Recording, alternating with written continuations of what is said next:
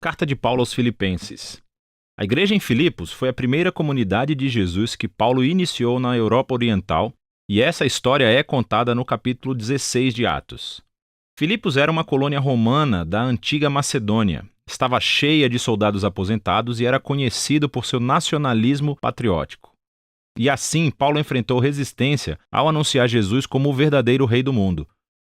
E depois que Paulo partiu, aqueles que se tornaram seguidores de Jesus continuaram a sofrer resistência e até perseguição. Mas eles permaneceram uma comunidade vibrante, fiel aos ensinamentos de Jesus. Paulo enviou essa carta de uma de suas muitas prisões e por uma razão muito prática. Os filipenses enviaram um dos seus membros, Epafrodito, para levar um presente financeiro a Paulo para apoiá-lo na prisão. E Paulo enviou essa carta a Epafrodito para agradecer e fazer muito mais.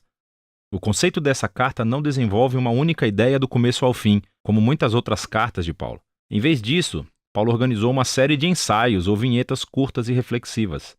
E todos eles giram em torno do centro de gravidade nessa carta, que é um poema no capítulo 2. Ele reconta artisticamente a história da encarnação de Jesus, sua vida, morte, ressurreição e exaltação.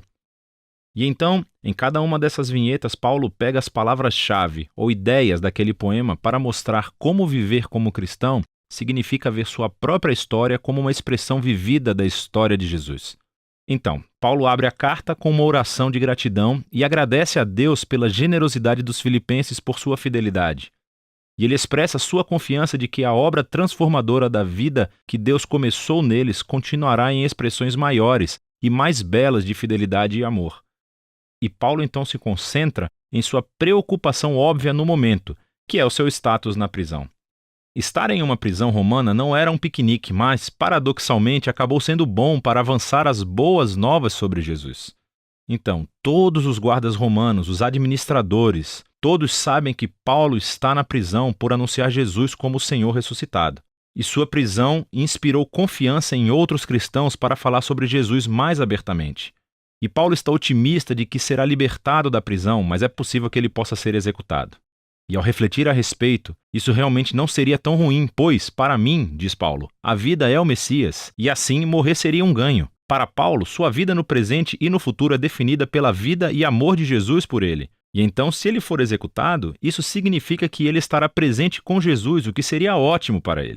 E se ele for libertado, isso significaria que ele poderia continuar trabalhando para iniciar mais comunidades de Jesus, o que seria melhor para as outras pessoas. E é isso que ele espera. E observe como sua linha de pensamento funciona aqui. Morrer por Jesus não é o verdadeiro sacrifício para Paulo, mas sim permanecer vivo para servir aos outros. E assim é a maneira de Paulo participar da história de Jesus, sofrer para amar os outros mais do que a si mesmo. Paulo então se volta para os filipenses e pede que participem do exemplo de Jesus, adotando essa mesma mentalidade. Ele diz que a sua vida como cidadãos deve ser coerente com as boas novas sobre o Messias. Então esses cristãos em Filipos estavam vivendo em patriotismo romano, mas o modo de vida deles seria moldado por outro rei, Jesus. E isso pode trazer perseguição, mas eles não devem ter medo, porque sofrer por estarem associados a Jesus é uma maneira de viver a história do próprio Jesus. O que leva Paulo ao grande poema do capítulo 2. Ele é rico em ecos do texto do Antigo Testamento. Especificamente, a história de Adão e sua rebelião em Gênesis 1 a 3 e os poemas sobre o servo sofredor no livro de Isaías. Vale a pena memorizar este poema. É uma versão maravilhosamente condensada da história do Evangelho. Então, antes de se tornar humano, o Messias pré-existia em um estado de glória e igualdade com Deus. E, ao contrário de Adão, que tentou aproveitar a igualdade com Deus, o Messias optou por não explorar seu status para vantagem pessoal. Em vez disso, ele se esvaziou de status. Ele se tornou humano. Ele se tornou um servo para todos e, mais do que isso, permitiu-se ser humilhado. Ele foi obediente ao Pai, indo para a morte em uma fileira de execução romana. Mas através do poder e da graça de Deus, a morte vergonhosa do Messias foi revertida através da ressurreição. E agora Deus exaltou Jesus como o Rei de todos, concedendo-lhe o nome que está acima de todos os nomes, para que toda a criação reconheça que Jesus, o Messias, é o Senhor para a glória de Deus Pai. Agora, essa última afirmação é surpreendente. Paulo está citando o capítulo 45 de Isaías. É uma passagem em que toda a criação reconhece o Deus de Israel como Senhor. O argumento de Paulo aqui é muito claro. No Jesus crucificado e ressuscitado, descobrimos que o único Deus verdadeiro de Israel consiste em Deus Pai e no Senhor Jesus. E assim, para Paulo, esse poema expressa suas convicções sobre quem Jesus é. E faz mais, oferece o exemplo de Jesus como um modo de vida que seus seguidores devem seguir. E é por isso que Paulo imediatamente conta duas histórias. Primeiro sobre Timóteo, depois sobre Epafrodito, porque ambos são exemplos de pessoas que vivem a história de Jesus. Timóteo é como Jesus porque está constantemente preocupado com o bem-estar de outras pessoas mais do que o seu próprio.